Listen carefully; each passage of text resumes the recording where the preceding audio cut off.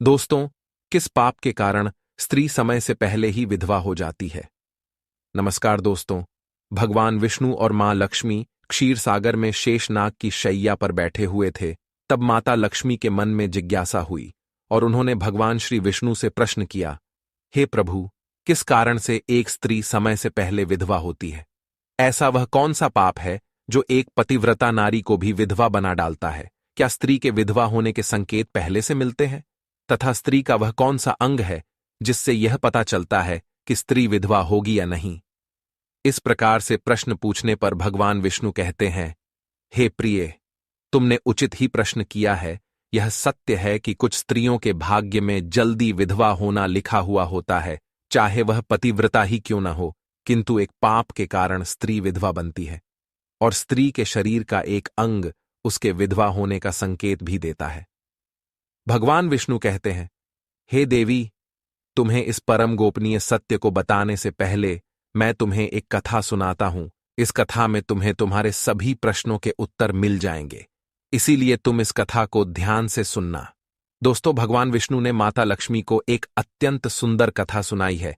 इस कथा के माध्यम से भगवान ने समस्त मानव जाति के कल्याण के लिए कई महत्वपूर्ण उपदेश दिए हैं। इसीलिए आप इस कथा को पूरा जरूर सुने। इस कथा को आधा अधूरा सुनना पाप माना जाता है। तो चलिए शुरू करते हैं। दोस्तों, एक समय की बात है। मध्य देश में एक अत्यंत धनवान सेठ रहा करता था। उसका एक पुत्र और 3 पुत्रियां थीं। उसकी तीनों पुत्रियों का विवाह अच्छे और धनवान घराने में हो गया था, किंतु सेठ की एक पुत्री को दुर्भाग्य का सामना करना पड़ा। उसकी एक पुत्री विवाह के कुछ ही वर्षों के बाद विधवा हो गई और अत्यंत दुख में जीवन बिताने लगी। उस विधवा स्त्री का नाम था सुकन्या।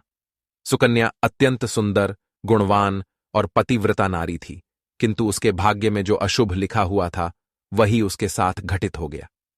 सुकन्या के पति ने विवाह के समय केवल सुकन्या का सुंदर रूप और उसके पिता की धन संपत्ति देखी थी, जिस कारण से उसे भी जल्दी ही शरीर का त्याग करना पड़ा। बचपन से ही सुकन्या के शरीर के अंगों पर उसके विधवा होने के लक्षण दिखाई दे रहे थे, लेकिन किसी ने उस पर ध्यान नहीं दिया था। सुकन्या के पिछले जन्म के कर्मों के कारण उसे इस जन्म में विधवा होना पड़ा था।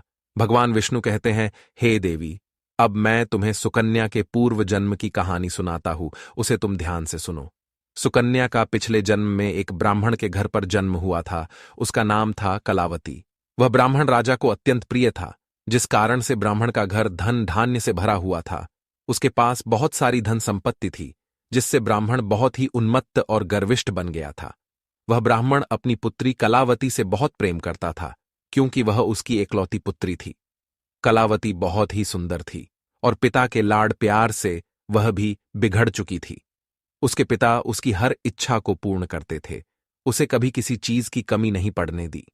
कलावती ने अपने जीवन में कभी दुख नहीं देखा था और उसे अपनी सुंदरता पर भी अत्यधिक घमंड था।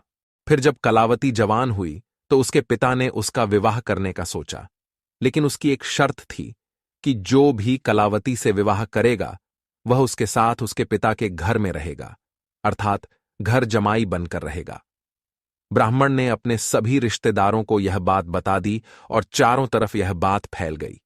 कई विद्वान और ज्ञानी पंडित कलावती के घर पर उसे देखने के लिए आ गए, लेकिन कलावती ने किसी को भी पसंद नहीं किया।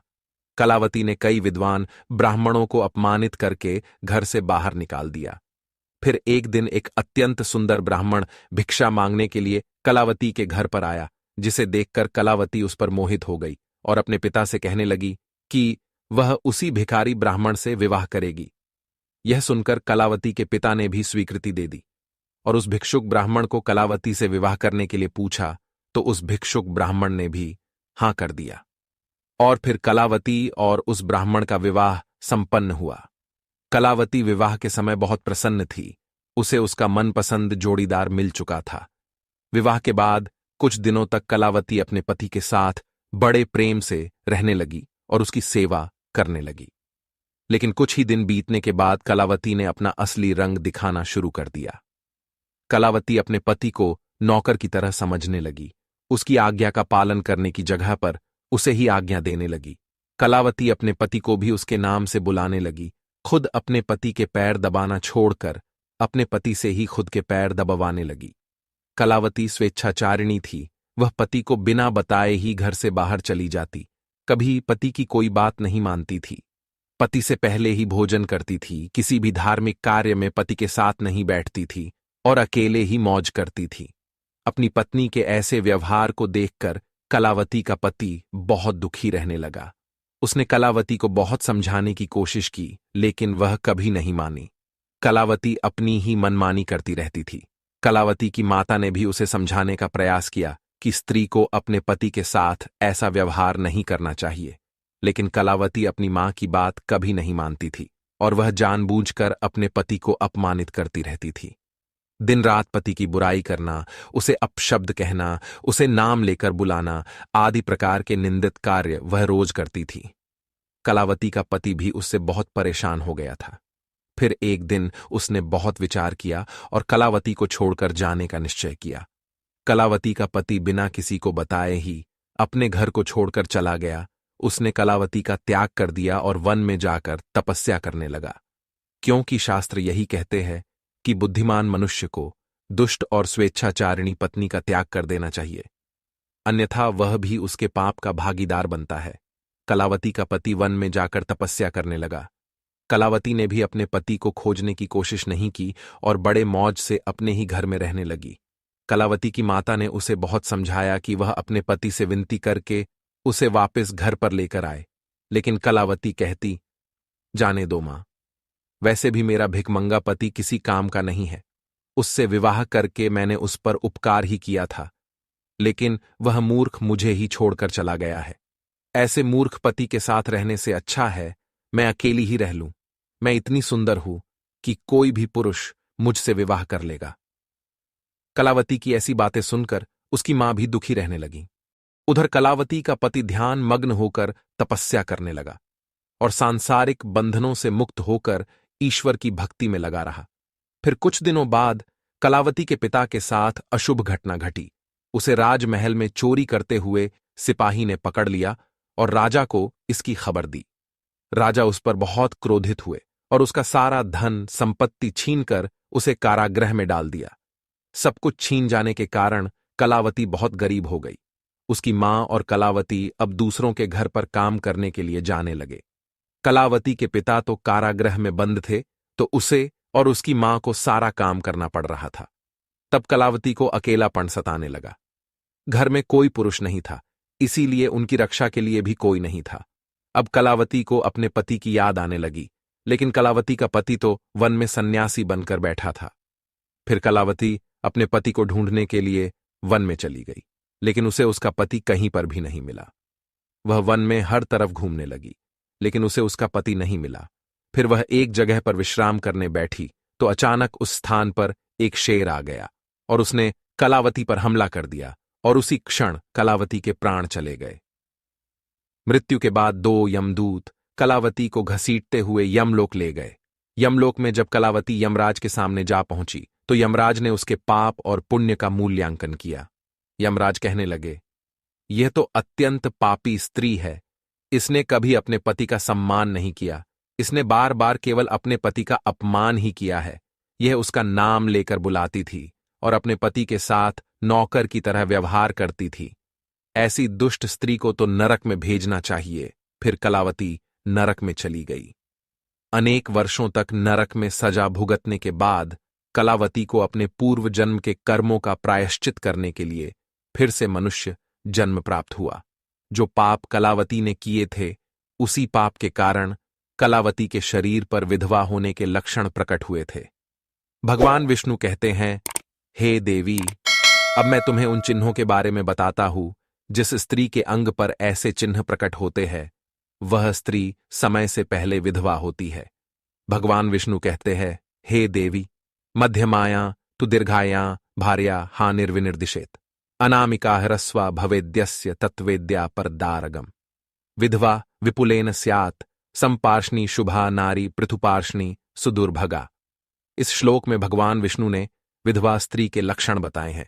यदि किसी स्त्री के पैर पसीने से रहित हो, उस पर नसें दिखाई न देती हो, उसके पैर चिकने तथा कोमल हो, तो वह स्त्री सुख भोगने वाली तथा ऐश्वर्यशालिनी होती है।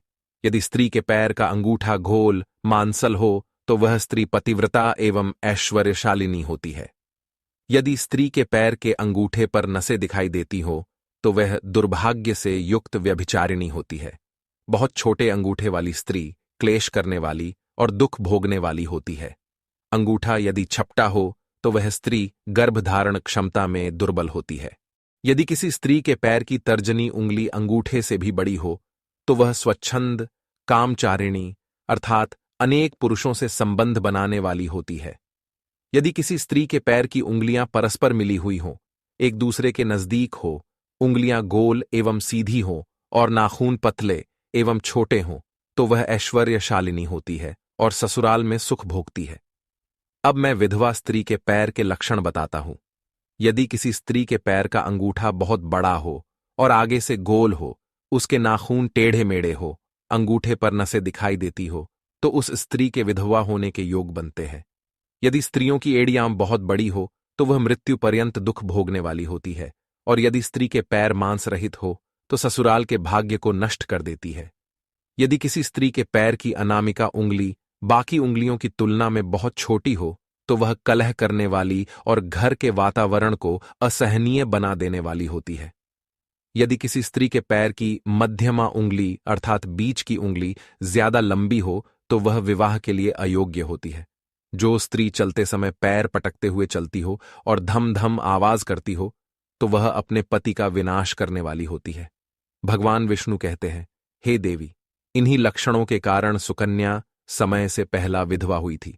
पिछले जन्म के कर्मों के कारण ही स्त्री के विधवा होने के योग बनते हैं। जो स्त्री अपने पति का अपमान करती है, उसका नाम लेकर बुलाती है तथा उसके भोजन करने से पहले ही भोजन करती है, तो वह स्त्री निश्चित ही समय से पहले विधवा होती है। एक पतिव्रता स्त्री कभी पति का अपमान नहीं करती, कभी उसे नाम लेकर नहीं बुलाती और सदैव पति से एकनिष्ठ रहकर उसकी इच्छा के अनुसार चलती है। उस स्त्री की कभी दुर्गति नहीं होती और वह मृत्यु के पश्चात मेरे लोक को प्राप्त करती है। तो दोस्तों, इस प्रकार से भगवान विष्णु ने मां लक्ष्मी को अत्यंत महत्वपूर्ण कथा सुनाई है। उम्मीद है आपको यह जानकारी अच्छी लगी होगी। वीडियो को लाइक जरूर करें और कमेंट में जय श्री हरि विष्णु और जय मां लक्ष्मी जरूर लिखें। साथ ही अगर आपने चैनल को सब्सक्राइब नहीं किया है तो सब्सक्राइब जरूर करें। आप सभी का धन्यवाद।